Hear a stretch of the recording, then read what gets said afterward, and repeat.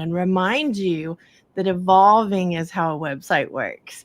You start somewhere and then you evolve into better and better. So, our next slide, if I can push the right buttons, is about the look. So, what do you want your website to look like?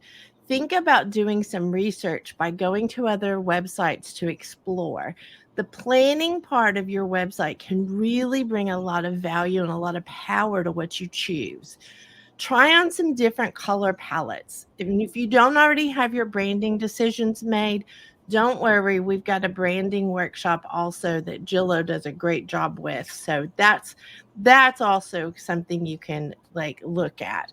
But choose some shapes that appeal to you, circles, squares, triangles, whatever it is.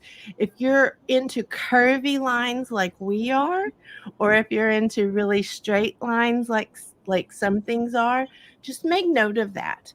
Compare pictures, graphics, content. Look at what you like and how you want someone to feel about you and your website. Look at videos, still pictures, and sliders. They work like a carousel going across your website screen. What do you want it to look like? What do you like about those things? Jello, do you have anything to add for this part? Let me see.